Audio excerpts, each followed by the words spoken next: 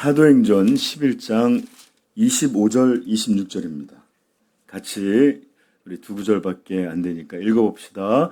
바나바가 사울을 찾으러 다소에 가서 만남에 안디옥에 데리고 와서 둘이 교회에 1년간 모여 있어 큰 무리를 가르쳤고 제자들이 안디옥에서 비로소 그리스도인이라 일컬음을 받게 되었더라.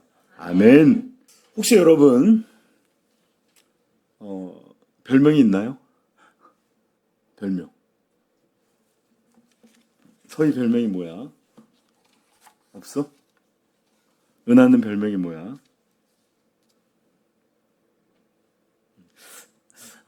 뭐 잘 생각이 안 날 수도 있는데 대부분의 사람들은 자기 이름 외에 또 자신을 부르는 다른 호칭들을 보통 주변에서 지어준다든지 그런 것들이 있어요.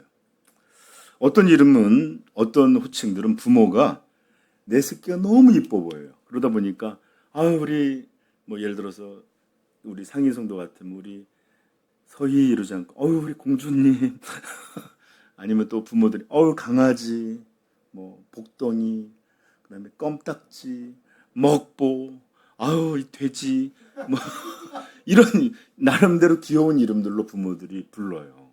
그죠? 이름이 있음에도 다른 호칭을 부르는 겁니다. 또 어떤 호칭은 친구들이나 다른 이들이 지어준 이름들도 있습니다. 그리고 또 어떤 별명들은 여러 사람이 아니라 사랑하는 두 사람만 쓰는 자기라든지 뭐 여러 가지가 있겠죠. 뭐 따로 부르는 그런 것들이 있습니까? 네. 부부들도 신혼 때는 그런 게 좀 있어요. 간지럽게. 요즘이야 야 이러지 마. 아무튼 그렇게 서로를 부르는 이름 외에 다른 호칭들이 있어요. 저도 중학교, 고등학교 때 친구들이 불렀던 별명이 있는데 뭘까요? 뭐라고 불렀을까요? 저는 헐크라고 불렸습니다. 헐크. 옛날 TV 시리즈에 나온 헐크는 요즘 마블에서 나오는 헐크하고 좀 달라서 눈썹이 막 진해갖고 파란색으로 뭐 이렇게 나오는 괴물로 나왔는데 제가 지금보다 눈썹이 더 진했어요. 붙어 있었고 그리고 나름 좀 힘도 센 편이라 친구들이 헐크 뭐 이러면 저를 부르는 거였습니다. 왜인지 모르지만 사람들의 이름이 분명히 있음에도 불구하고 다른 호칭들을 사용해서 그 사람들을 부를 때가 있는데 이런 별명이 꽤 좋을 때가 있어요. 왜냐하면 서로 친밀한 호칭들을 가지고 있으므로 거리감이 그 호칭들로 인해서 급격히 가까워지기도 하고 더 그런 이름을 부를 때 친밀해져요. 예를 들어서 서인 엄마가 아빠가 뭐 따로 부르는 이름 없니? 이웬수야? 그래, 아무튼 이렇게 그런 이름을 부를 때마다 친근하게 느껴지기도 합니다. 그리고 또 아까도 했잖아요. 남녀 간에 특별히 친구 간에도 특별하게 부르는 호칭들은 그걸 부를 때마다 더 큰 애정이나 우리가 그만큼 둘이 결합되어 있다는 어떤 그런 관계에 대해서 확인을 하는 그런 중요한 호칭이 되기도 합니다. 그런가 하면 또 별명을 또 친구들이 지어서 부르는 것은 한 사람의 캐릭터나 특성을 더 분명하게 보여주는데 제가 눈썹이 진하고 좀 힘이 세다는 이유로 뭐라고 불렸다고요? 헐크. 그러니까 저를 그렇게 특징 지어주는 캐릭터로 만들어주는 그래서 걔는 걔 이런 친구야 이런 것들을 규정해주는 또 별명이 되기도 합니다.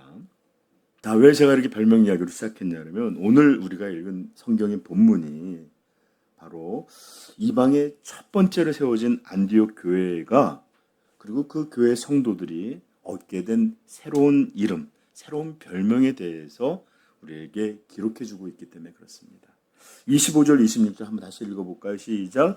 바나바가 사울을 찾으러 다소에 가서 만남에 안디옥에 데리고 와서 둘이 교회에 1년간 모여 있어 큰 무리를 가르쳤고 제자들이 안디옥에서 비로소 그리스도인이라 일컬음을 받게 되었더라. 아멘.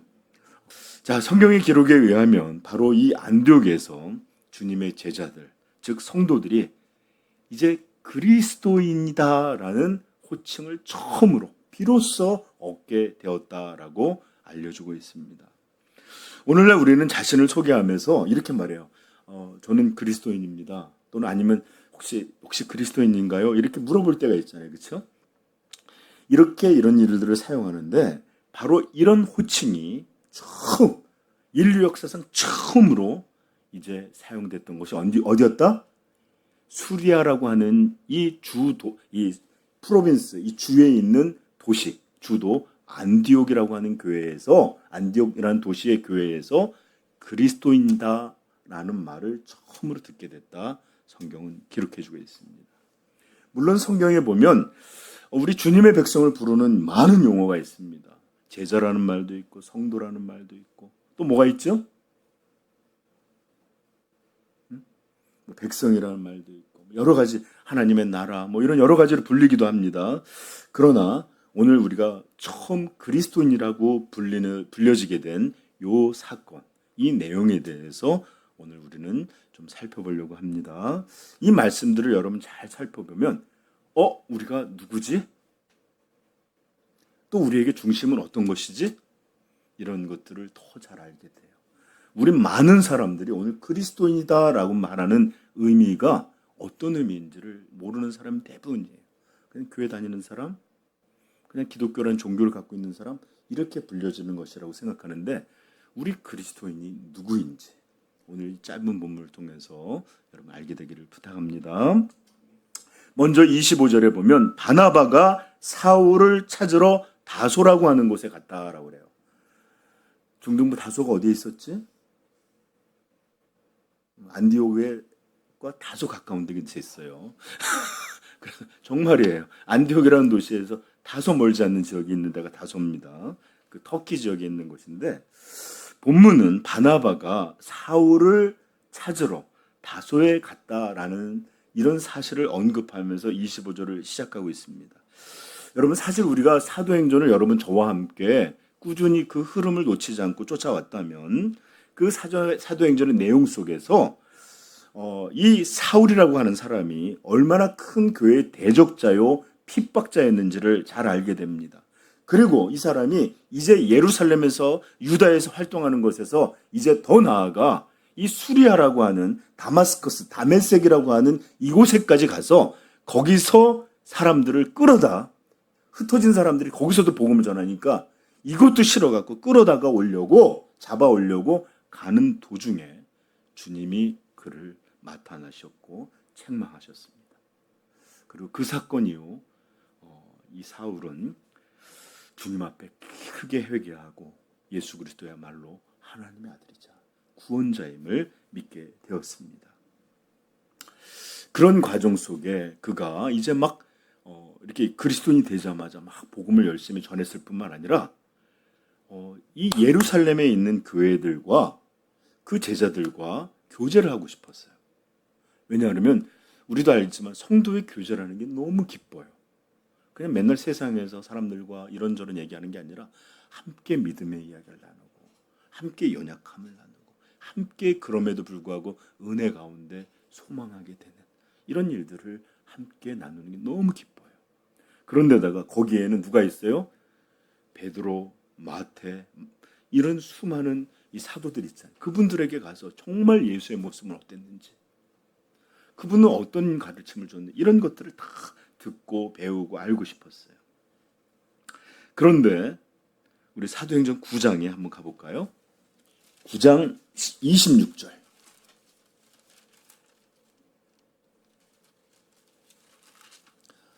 자, 읽어보겠습니다. 시작. 사울이 예루살렘에 가서 제자들을 사귀고자 하나 다 두려워하여 그가 제자됨을 믿지 아니하니. 여러분 인생이 참 그래요. 내가 이러면 남들도 이래줄 거라고 생각을 하는데 그렇지가 않아요. 지가 한 짓이 있잖아요. 근데 우리는 지가 한 짓은 다 잊어버리고 이제 나 기분 풀렸으니까 아니면 또 난 이제 해결됐으니까 하이 하는데 인상 쓰면 저게 이런 마음이 들어요. 그죠? 사울이 지금까지 어떤 일을 했어요. 그러니 예루살렘 교회에서는 그가 거듭났고 그리스도인이 됐고 제자가 되었다는 것을 믿을 수가 없었어요. 혹 이렇게 더욱 이렇게 자기가 이제 예수님을 영접했다는 이런 말로 속여서 더 깊이 예루살렘 교회에 다가오고 사도들에게 접근하고 교회의 핵심에 들어와서 이것들을 한꺼번에 일망타전하려는 위장 침투인지 누가 알겠어요? 저도 그렇게 여겼을 거예요. 그 말이 돼? 다른 사람도 아니고 사울이 이러므로 아무도 믿고 있지 않았어요. 바로 이럴 때 사울에게 먼저 다가가고 먼저 그를 도와서 예루살렘 교회에 데려와서 예루살렘 교인들과 만나게 하고 또 그들과 교제할 수 있도록 도와준 사람이 있었으니 누구다? 27절부터 보십시다. 시작. 바나바가 데리고 사도들에게 가서 그가 길에서 어떻게 주를 보았는지와 주께서 그에게 말씀하신 일과 다메섹에서 그가 어떻게 예수의 이름으로 담대히 말하였는지를 전하니라. 28절. 사울이 제자들과 함께 있어 예루살렘에 출입한. 그래요. 그가 먼저 이 사울을 데리고 가서 그에게 어떤 일이 있었는지 또 하나님이 어떻게 그를 보이셨는지 또 그가 믿고 난 다음에 어떻게 달라졌는지를 사도들에게 그가 변명해 줬다는 거예요. 그리고 그가 화목시키셔서 많은 교인들에게 그를 소개하고 이러면서 그가 예루살렘에 출입할 수 있도록 길을 열어준 사람이 누구다? 바나바였어요. 그리고 그 일 이후에 사울이 그리스도를 담대히 증거함으로 말미암아 유대인들이 그를 죽이려고 했어요.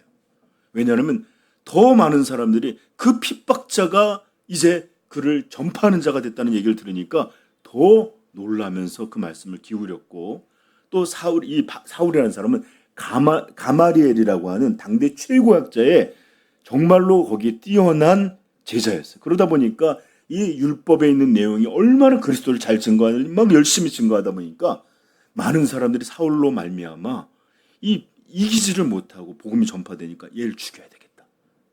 타겟을 삼으니까 많은 그리스도인들이 그를 도와서 그의 고향 다메섹으로 피할 수 있도록 도와줬다라는 내용이 이제 계속해서 9절 이후에 등장합니다. 그것도 한번 읽어볼까요? 자, 28절부터 읽어봅시다. 시작. 사울이 제자들과 함께 있어 예루살렘에 출입하며 또 주 예수의 이름으로 담대히 말하고 헬라파 유대인들과 함께 말하며 변론하니 그 사람들이 죽이려고 힘쓰거늘 형제들이 알고 가이사라에 데리고 내려가서 다소로 보내니라. 아멘. 자, 이렇게 그를 피난시켜 버립니다. 자, 저는 이런 피난을 시켰던 어떤 형제들이라는 말로 나오죠. 이름은 안 나오고 여기에 반드시 바나바도 연결되어 있었을 것이라고 저는 확신합니다. 왜 그렇지 않겠어요? 당연히 예루살렘에 데려왔던 사람도 그 사람이요. 사도들 앞에서 그를 변명했던 사람이요. 또 교인들과 연결시켜줬던 사람인데 그가 다른 일이 아니라 복음을 전한 일 때문에 위험해졌을 때 이제까지 상관없이 난 관심이 없어. 뭐 그런가? 이렇게 할 리가 없어요. 그러다 보니까 자기가 더 책임을 지고 그를 도와서 어떻게든지 그의 안전을 도모하는 일에 책임을 지려 했던 것이 아마 큰 흐름상 더 상식적일 것입니다. 그렇지 않겠어요? 그렇죠? 그러므로 이름은 등장하지 않지만 바나바는 분명히 여기 개입되어 있다. 그리고 이것을 더 확신하는 것은 자, 아까 우리가 본문으로 읽었던 보십시다. 11장 25절 자, 읽어볼까요? 시작. 바나바가 사울을 찾으러 다소에 가서 자, 바나바가 안디옥 교회가 세워졌을 때 예루살렘에서 파송한 사람이었어요. 그런데 그가 권면하는 이런 일들을 잘했지만 말씀을 정말로 체계적으로 잘 가르치는 일이 필요해서 떠올렸던 사람이 누구냐? 바로 사울이었는데 그가 어디 다소에 있다는 것을 분명히 알고 있어요. 그렇죠? 그만큼 이 사울에 대해서 많이 아끼고 관심을 가지고 그렇게 해왔다라는 것을 우리는 미뤄 짐작할 수 있습니다. 물론 이런 사울에 대한 관심이 단지 사울이라는 청년, 이 사람에 대한 개인적인 관심이라기보다는 하나님 나라에 새롭게 믿게 된 사람이에요. 대적자가 주의 이름 앞에서 변화되었고 또 열심히 열렬한 복음 전도자로 그렇게 사역을 감당하기를 소망하는 사람이었기에 더한 이런 관심으로 그를 지켜봤던 것이에요. 그를 도왔던 거예요. 자, 이래서 바나바는 어쨌든 사울을 찾기 위해 다소에 왔고 그곳에서 전격적으로 사울을 안디옥 교회의 말씀 교사로 이렇게 안디옥에 데려옵니다. 여기 보시면 26절 한번 읽어볼까요? 시작. 만남에, 여기 잠깐 보세요. 만남에라고 할 때 그가 다소에 가면 다소에서 만나나요? 성경은 이렇게 축약적이에요. 얼마나 애썼는지, 시간은 얼마나 걸렸는지, 얼마나 수소문했는지 이런 노력이 안 나와요. 그냥 갔고 만났다고 말했지만 사실 바나바는 굉장히 애썼을 거예요. 그죠? 아무튼 회당에 가서 혹시 유대인들 중에 이런 사람이 있느냐 로부터 이런 일이 있었겠죠. 아무튼 만남에 안디옥에 데리고 와서라고 돼 있죠. 데리고 와서. 근데 제가 이 데려오다라는 말이 좀 궁금해서 찾아봤더니 단어가 잊어버리지 않을 단어예요. 우리 카톡이나 이런 거 할 때 누가 뭔 얘기하면 저 많이 쓰는 말인데 아고. 여기 아고예요. 데리고 오다가 아고예요. 아고. 신약 성경에서 이거 어떤 식으로 번역이 되냐면 누군가를 인도할 때도 아고라는 단어가 써요. 누군가 이제 데리고 가다라는 의미도 쓰여요. 심지어 이끌다라는 이런 기본적인 의미도 있고 또 다른 번역에서는 어떻게 간곡하게 권고하다라는 의미로도 쓰입니다. 그러면 우리는 바나바가 사울을 그냥 만나서 끌고 왔다 데려왔다가 아니라 사울을 찾으러 갔고 헤맸고 그를 만나자 그에게 설득하고 간곡히 부탁하고 또 얼마나 이 안디옥에서 이런 새로운 하나님의 말씀이 필요한지를 이렇게 열심히 증거해서 그를 인도하여 안디옥까지 청빙하였다라는 의미로 이해하는 것이 맞습니다. 이것이 바로 성경에 이렇게 단순하게 쓰여져 있는 이런 것들을 조금 더 입체적으로 우리가 묵상하면서 볼 수 있는 방식이에요. 그래서 바나바는 이렇게 수고와 애씀을 통해서 사울이라는 이 당시의 율법에 뛰어난 학자였던 그를 데리고 온 겁니다.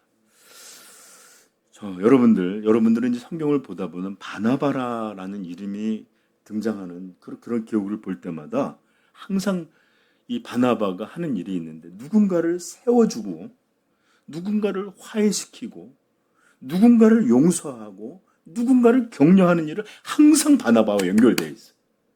바나바가 등장할 때 나중에 이제 보면 사울과 이제 나중에 이름 바울이 된 사람이 크게 싸워요.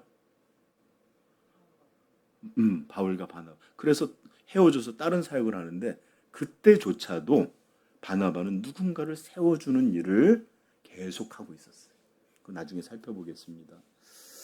이 마가라고도 하는 요가, 이 마가복음을 쓴 사람이 선교 때 힘들다고 돌아갔어요. 그러니까 바울은 이런 사람 어떻게 하나님 나를 선교에 쓸 수 있느냐? 우린 못하겠다 그랬더니 바나바 아니라 그를 데려가야 되겠다. 이러면서 그걸로 갈등이 일어나는 거예요. 근데 나중에 보면 바울조차도 마가를 내게 데려오라. 그가 내게 유익하니라. 변해 있어요. 한 번 실수하고 한 번 잘못한 삶을 이렇게 내쳐지는 게 아니라 그를 끊임없이 세워서 추후에는 정말로 놀라운 하나님의 사람들로 드러나게 하는 일. 바나바. 그런 일을 한 겁니다. 자, 이런 일들을 통해 여러분들 보십시오. 그는 분명히 누군가에게 칭찬을 받을 수 있는 사람이었습니다. 자기의 밭을 내놔서 이 초대교회에서 공유할 수 있도록 기초가 됐던 사람이고 안디옥에서는 중심이 될 수 있는 사람이요.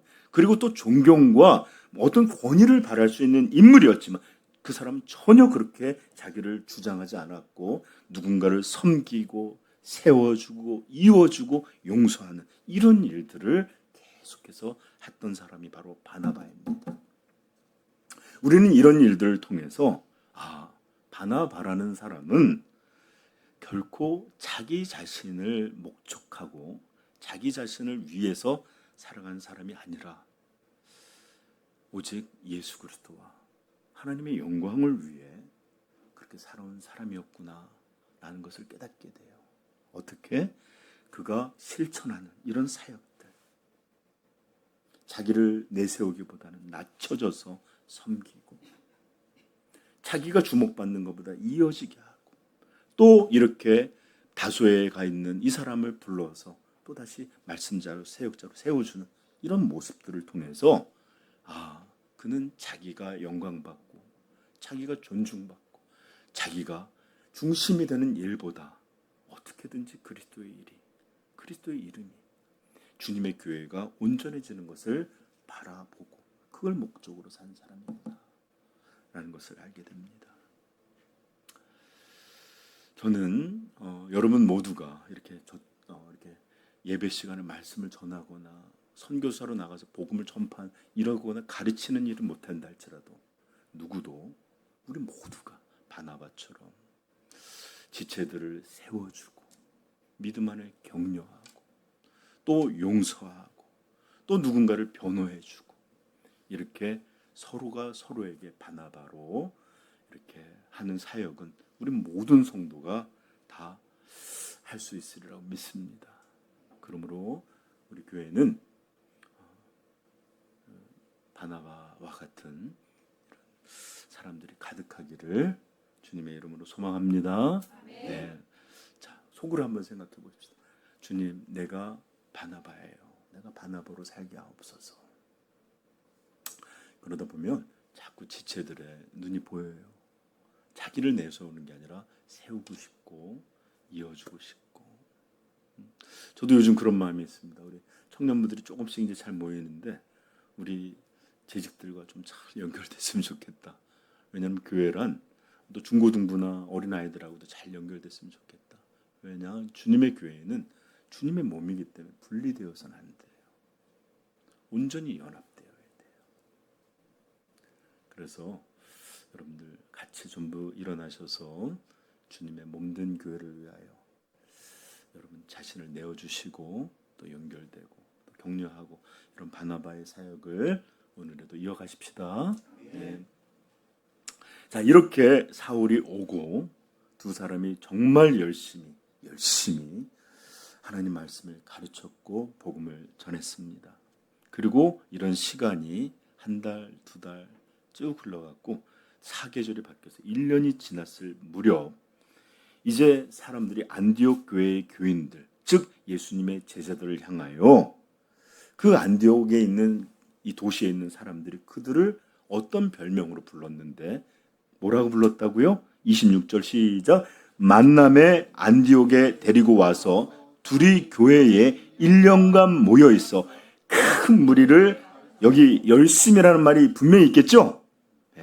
모든 일이 이런 불같은 열심이 없이는 이루어지지 않아요. 열심히 가르쳤고 시작. 제자들이 안디옥에서 비로소 마침내 그리스도인이라 일컬음을 받게 되었더라. 아멘. 아멘. 이들이 이렇게 열심히 말씀을 전하고 가르치고 하다 보니까 양육하다 보니까 이제 1년 후에 그들을 그리스도인이다 불려지게 됐다는 것입니다. 여기서 퀴즈. 저 좀 보세요. 여기 안 나옵니다. 그렇다면 그들이 그리스도인이라고 불렸다고 하는데 왜 안디옥에 있는 사람들은 이 사람들을 향하여 왜 그리스도인이다 라는 호칭, 별명, 다른 이름을 주어 준 것일까요? 왜 그렇게 불렀던 걸까요? 아마 우리가 추정해 볼 건데 우리 오늘은 이렇게 좀 추리를 해보는 게 설교가 될 겁니다. 첫 번째, 추정해 볼 수 있는 가장 기본적인 우선적인 이유는 그들이 사람들을 만나서 입을 열 때마다 그냥 말을 꺼낼 때마다 예수님, 우리 주 예수님, 그리스도 이런 얘기를 하니까 정확히 하면 입만 열었다 하면 그리스도에 대해서 말하니까 사람들이 저거 저것들 그리스도인이야. 이런 말을 했을 거라고 추정할 수 있겠죠? 그렇죠? 여러분 오늘날 만나는 사람들은 만나면 무슨 얘기합니까? 야, 주식이 또 올랐대. 이번에 망했대. 주식 얘기들 많이 하더라고요. 또 그런가 하면 자식들이 어떻다. 요즘 뭐 교육이 어떻다. 이런 얘기도 할 것이고 또 어떤 사람은 야, 너 그 파란당 얘기 들어봤어? 아, 너 빨간당 얘기 들어봤어? 아니, 주황색 당. 이런 얘기 할 것이에요. 또 어떤 사람들은 뭐 연애 이야기 또는 TV나 아니면 이런 곳에서 나오는 드라마든 영화든 스파이더맨 이런 이야기들을 서로 하고 자주 하게 될 거예요. 그런데 말입니다. 이 안디옥에 있는 성도들은 아마도 입만 열었다 하면 그 당시에는 뭐 핫한 이슈들이 없었을까요? 있었겠죠, 그렇죠? 어떤 마술사가 대단하더라. 어떤 무희가 너무 춤을 멋있게 추더라. 어떤 가수는 와, 그 음악을 듣는데 막 눈물이 나더라. 거기도 연극 같은 게 다 있었거든요. 이런 일이 있었을 거예요. 그런데 그들은 입만 열었다면 예수, 그리스도. 이러다 보니까 아마 그의 별명이 그리스도를 말하는 사람들, 그리스도인. 이런 별명이 지어졌을 것이다. 첫 번째 추정할 수 있겠습니다. 두 번째, 그들은 말만 예수님만 한 것이 아니라 자신이 무엇을 할 때마다 아, 이건 주님의 은혜야. 예를 들어서 우리 애가 뭐가 잘 됐어. 이거 우리 주님이 지켜주신 거야.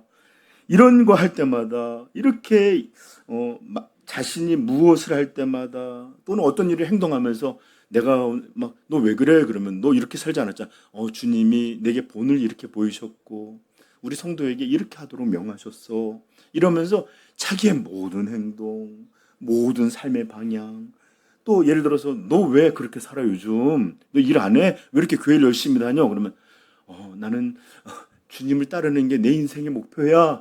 이런 이야기들을 계속 삶의 이유, 방향 모든 걸 이렇게 말하다 보니까 예수쟁이네. 이런 것처럼 그리스도인이라 불렸을 거예요. 자신의 삶의 모든 기준, 방향, 목적 이런 것들이 전부 그리스도라고 말하던 것들이 의식적으로 말했던 또는 무의식적이든 자기가 변한 것들을 그저 고백했던 그리고 또 그것들에 대해서 내가 왜 이렇게 사는 그 주님의 명령을 따라서 순종하여 살아가는 이런 모든 일들이 그의 삶들에 이렇게 고정되고 드러났기 때문에 그래서 그들을 향해 저 사람들은 예수라고 하는 예수 그리스도라는 사람에게 속한 사람이야. 저들은 예수 그리스도를 따르는 사람이야. 저들은 예수 그리스도를 위해서 사는 사람들이야. 이런 의미들을 담아서 그리스도인들 이렇게 그들을 불렀을 것입니다. 여러분 이 이름이 얼마나 아름답습니까? 얼마나 복됩니까? 아마 누군가는 조롱하는 의미로 예수 이렇게 불렀는지도 모르지만 자신들을 그리스도에게 속한 사람 자신들을 그리스도를 따르는 사람 자신들이 그리스도를 위해서 살아가는 사람들이라고 이렇게 조롱하든 그렇게 호칭을 불렀든 그렇게 불려졌을 때 아마 성도들은 이 얼마나 자격 없는 자에게 하는 이 호칭인가 너무나 크고 아름다운 호칭이 아닌가 이렇게 감격하지 않았겠습니까? 그죠? 그리고 이 이름에 대해서 우리가 하나 더 생각해 볼 것은 이 이름은 자신들이 스스로 나는 그리스도인이에요. 나는 주님을 따라요. 주님을 위해서 이렇게 말했던 게 아니라 세상 사람들이 그들의 말, 그들의 행동, 그들의 삶의 방식 이런 것들을 보면서 저 그리스도인들이야. 이렇게 불렀다는 사실이 너무나 중요합니다. 우리 그리스도인들은 교회에서 그리고 이런 믿는 사람들한테 교회에서 그리스도인이라고 자처를 합니다. 근데 밖에 나가서는 학교에서는 친구들 사이에서는 그가 그리스도인인지 아닌지 전혀 알지 못하는 사람이 너무나 많아요. 그러나 안디옥 성도들은 자신들이 그렇게 스스로 자칭하지 않았어도, 알리지 않았어도 사람들이 그들을 향하여 저들 예수의 사람들이다 이렇게 불러줬다는 것입니다. 그렇습니다. 이 그리스도인 이름은 우리가 개발한 이름이 아니에요. 교회에서 우리는 그런 사람이라고 이렇게 이 정의를 내려주거나 정체성을 부여한 것이 아니라 바로 세상 사람들이 그 교인들을 향해, 그 성도들을 향해 그리스도인들이다 라고 이렇게 호칭을 불러줬다라는 것입니다. 이렇듯 성도의 진실한 믿음은 우리끼리 모인 교회라고 하는 이런 영역에서보다 오히려 세상 속에서 더 진실하게, 더 온전하게 드러나는 것 같습니다. 그러므로 여러분 기억하십시오. 우리 그리스도인들은 교회에서만이 성도가 아니라 가정에서도 그리스도인이에요. 직장에서도 그리스도인이에요. 학교에서도 그리스도인이에요. 아니, 모든 곳에서 우리는 그리스도께 속하고 그분의 말씀을 따르고 그분을 위해 살아가는 사람들이다 라는 것을 꼭 기억할 수 있기를 부탁합니다. 그리고 우리가 스스로 나는 성도야, 나는 그리스도인이야 이런 주장에 의해서가 아니라, 자기 주장에 의해서가 아니라 이렇게 사람들에 의해서 인정받게 될 때 하나님은 더욱 크게 영광 받게 될 것입니다. 마태복음 5장 16절 이같이 너희 빛이 사람 앞에 비치게 하여 그들로 너희 착한 행실을 보고 하늘에 계신 너희 아버지께 영광을 돌리게 하라. 아멘. 그러나 사실 오늘날 우리의 모습은 세상 사람들이 우리 이런 것으로 주님께 영광을 돌리기보다는 사실은 그리스도인이라고 말하는 것조차도 부끄러워할 때가 많습니다. 왜냐하면 믿음을 갖고 성도로 산다는 게 세상에서 그렇게 칭찬이 되지 않고 조롱이거리가 될 때가 많아요. 우리 중등부도 식사할 때 정말 진지하게 기도하기가 쉽지가 않을 거예요. 저도 식당에 가서 혼자 이렇게 밥을 먹는데 이렇게 혼자 이렇게 기도하고 있으면 사람들이 이렇게 쳐다볼 때도 있어요. 그래서 나는 성도고 나는 주님을 따르고 있고 나는 그리스도인이다 이런 말조차도 알리지 않고 그냥 조용히 나만 잘 믿으면 되지 할 때가 있을 거예요. 그러나 주님은 누가복음 9장 26절에 이렇게 말씀하셨습니다. 누구든지 나와 내 말을 부끄러워하면 인자도 자기와 아버지와 거룩한 천사들이 영광으로 올 때에 그 사람을 부끄러워하리라.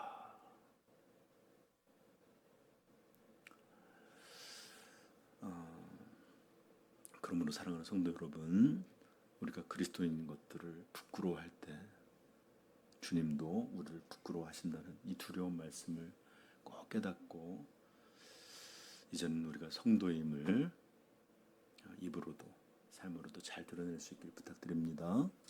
주일날 만나자 그럴 때 좀 바빠요. 무슨 다른 약속이 있어요. 저 교회 가요. 예배 드려야 합니다. 이런 말하기 쉽지 않을 수 있어요. 그러나 이제 우리가 성도인 걸 분명히 드러내십시다. 또 어떤 그런가 하면 어떤 또 다른 모습이 있는데 어떤 이들은 자신이 그리스도인이라고 당당히 밝히는 사람들이 있습니다. 제가 어제 잠깐 봤는데 청룡영화제가 아마 어젠가 그제 있었나요? 근데 어떤 개그맨이 신인상을 받았는데 하나님 아버지 감사합니다 막 이런 얘기를 하는데 저는 그 사람의 신앙이 어떤지를 잘 몰라요. 어떤 역할을 했는지도 잘 모르고. 그런데 오늘날 한 가지 현상은 잘합니다. 어떤 사람들은 부끄러워하고 그래서 밝히지 않고 어떤 사람들 중에는 자기가 그리스도인이라고 밝히는 것의 의미가 무엇인지를 전혀 알지 못하는 사람들도 있어요.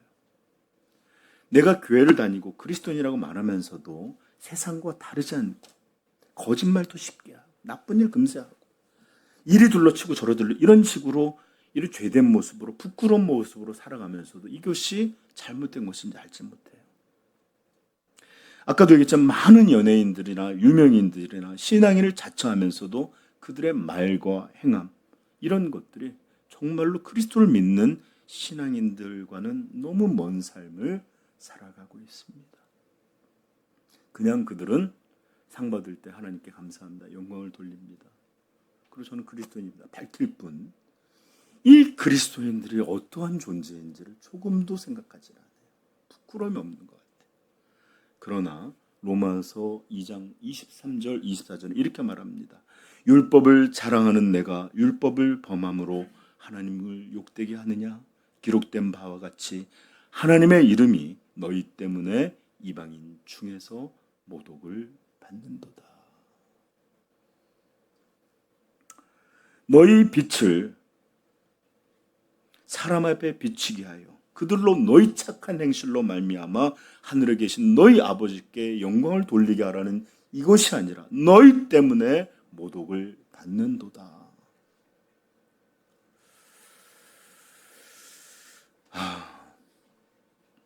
그래서 저는 가끔가다 성도라고 밝히는 게 맞는 건지 아니면 그러지 말아야 되는 건지. 그러면 한 가지 길밖에 없죠. 성도라 부끄러움 없이 밝히고 또 그 이름에 걸맞게 살아가도록 정말로 애쓰는 이 일밖에 없을 줄 압니다. 그러므로 이렇게 안디옥 성도들이 그 사람들로 저 사람 그리스도인들이야 라고 불리게 되었다는 이 짧은 기록은 얼마나 아름답고 귀한 일인지 정말 복된 일인지 여러분들이 깨닫게 되기를 축복해요. 그들의 어떤 모습인지 보여주지 않았지만 모든 사람이 보기에 그들은 예수에게 속한 사람들이고 주님의 길을 따르는 사람들이고 주님을 위하여 사는 사람들처럼 보였기 때문입니다.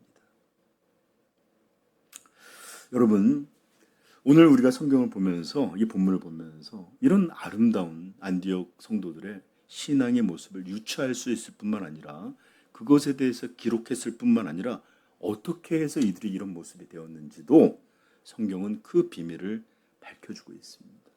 어떻게 이 이방 땅에서 조금 새롭게 믿음을 갖고 그리스도인이 되었고 교회가 뭔지 그리스도인이 뭔지도 모르는 사람들이 어떻게 이 아름다운 이름으로 불리게 되었는지 그 비밀이 오늘 본문에 기록되어 있어요. 읽어볼까요? 25절 시작.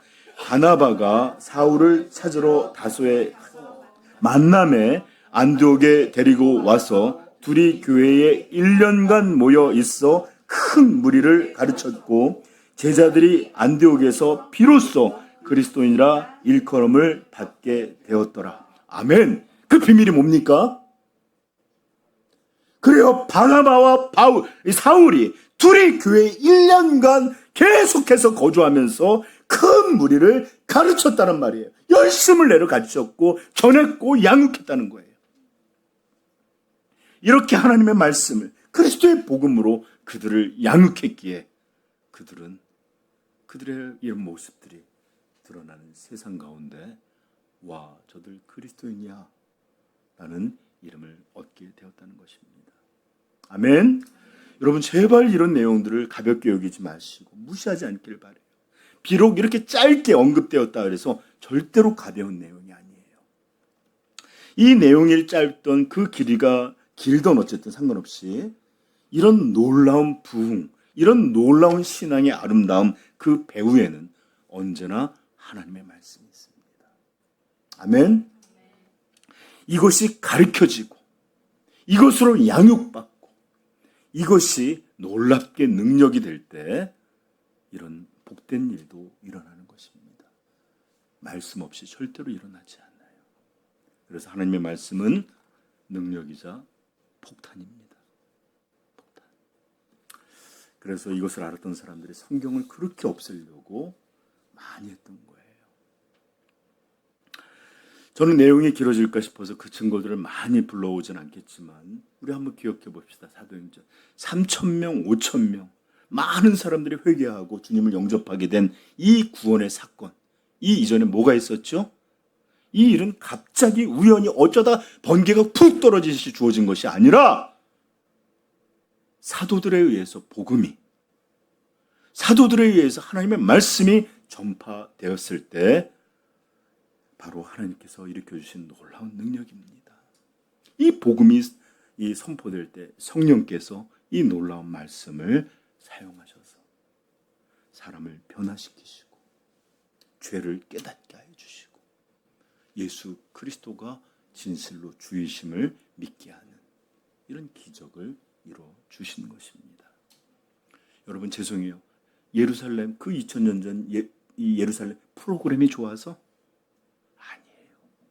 교회 건물과 환경과 찬양팀 이런 영적 분위기가 잘 갖춰서 아니에요. 그들은 모여있는 교회도 없어서 그저 성전에 함께 모였을 뿐입니다.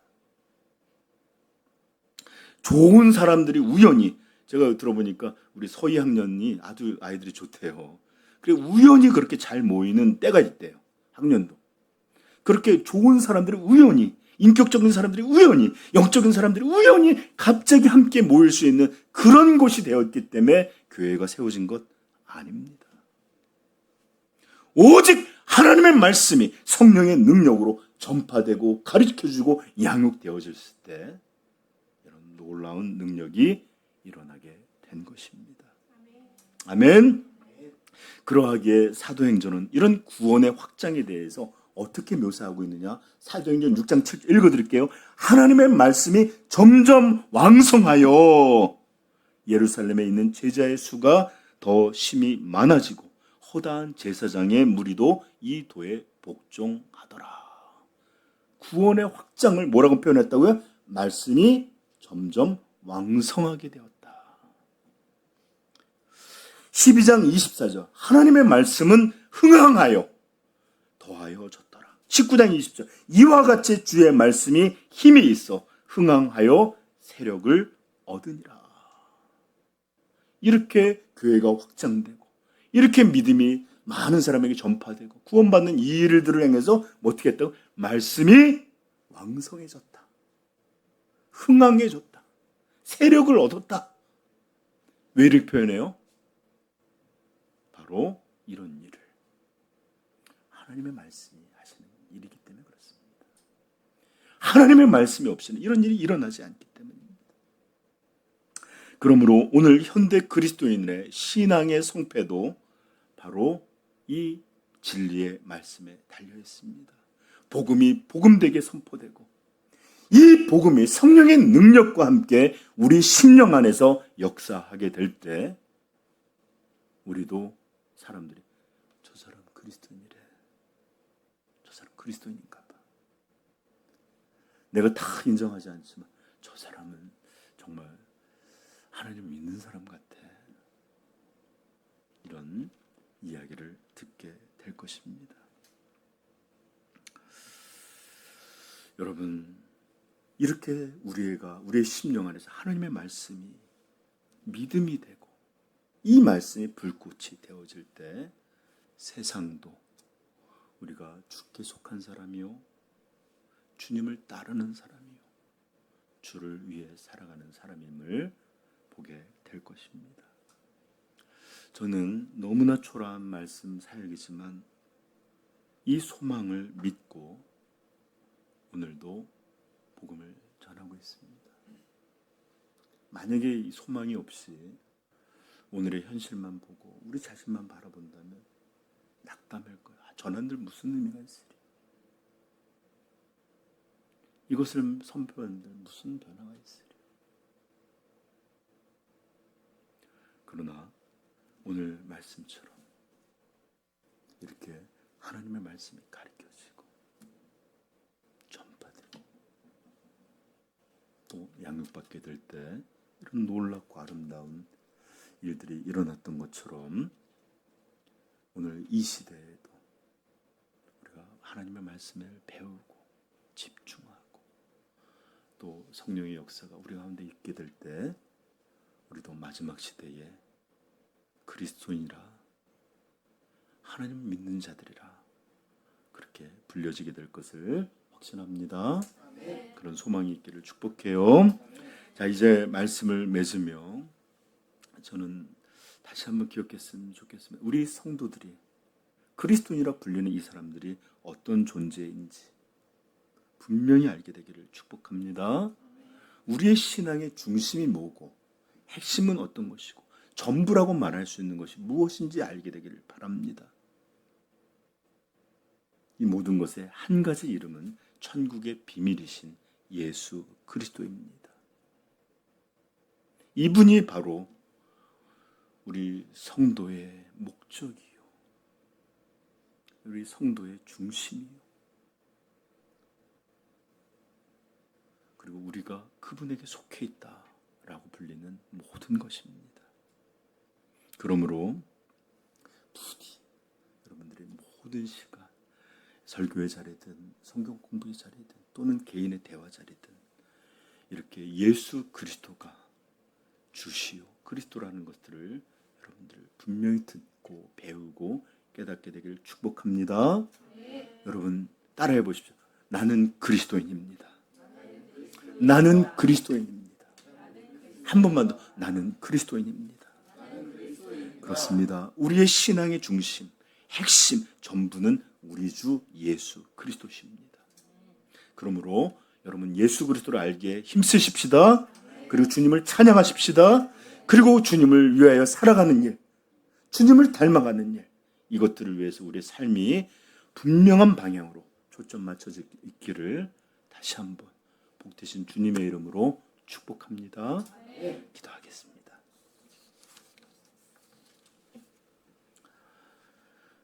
여러분, 우리는 그리스도인다라고 불려지는 게 얼마나 복스러운 일임인지, 그리고 주님께서는 우리 같은 자들이 주님의 이름으로 불려지는 것을 부끄러워하지 않으셨어요.